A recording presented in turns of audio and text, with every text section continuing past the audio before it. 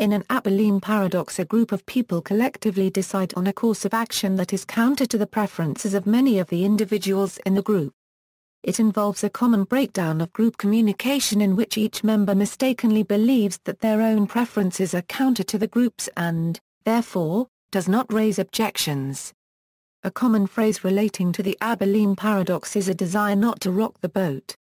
This differs from groupthink in that the theory is characterized by an inability to manage agreement. Explanation: the term was introduced by management expert Jerry B. Harvey in his article The Abilene Paradox, The Management of Agreement. The name of the phenomenon comes from an anecdote in the article which Harvey uses to elucidate the paradox. On a hot afternoon visiting in Coleman, Texas, the family is comfortably playing dominoes on a porch, until the father-in-law suggests that they take a trip to Abilene, 53 miles north for dinner.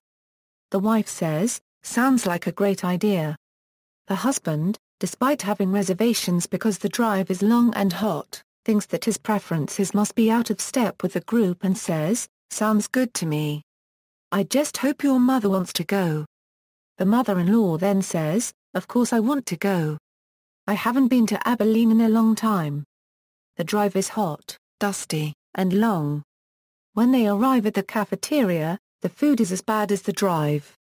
They arrive back home 4 hours later, exhausted. One of them dishonestly says, "It was a great trip, wasn't it?" The mother-in-law says that, actually, she would rather have stayed home, but went along since the other 3 were so enthusiastic. The husband says, "I wasn't delighted to be doing what we were doing. I only went to satisfy the rest of you." The wife says, "I just went along to keep you happy. I would have had to be crazy to want to go out in the heat like that." The father-in-law then says that he only suggested it because he thought the others might be bored. The group sits back, perplexed that they together decided to take a trip which none of them wanted. They each would have preferred to sit comfortably, but did not admit to it when they still had time to enjoy the afternoon. This anecdote was also made into a short film for management education. Ronald Sims writes that the Abilene Paradox is similar to groupthink, but differs in significant ways, including that in groupthink individuals are not acting contrary to their conscious wishes and generally feel good about the decisions the group has reached. According to Sims, in the Abilene Paradox, the individuals acting contrary to their own wishes are more likely to have negative feelings about the outcome. In Sims' view, groupthink is a psychological phenomenon affecting clarity of thought, wherein the Abilene Paradox thought is unaffected. Like groupthink theories, the Abilene Paradox theory is used to illustrate that groups not only have problems managing disagreements, but that agreements may also be a problem in a poorly functioning group.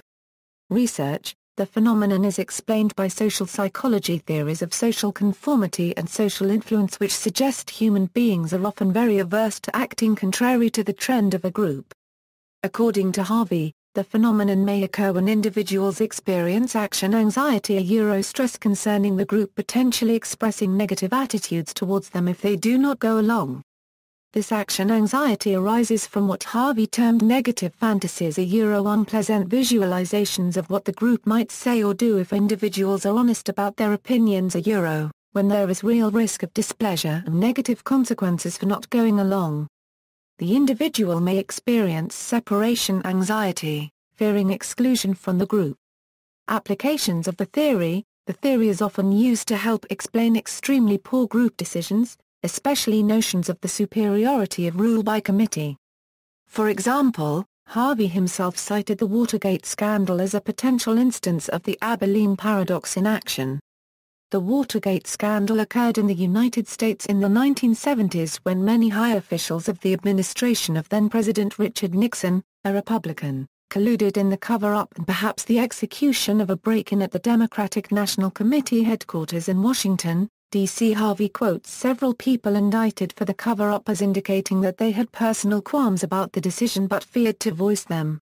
For one instance, campaign aide Herbert Porter said that he was not one to stand up in a meeting and say that this should be stopped, a decision he then attributed to the fear of the group pressure that would ensue, of not being a team player. A technique to help reduce the chance of making a poor decision mentioned in the study and/or training of management, as well as practical guidance by consultants, is that when the time comes for a group to make a decision, group members should ask each other, "Are we going to Abilene?" to determine whether their decision is legitimately desired by the group's members. See also References. Further reading.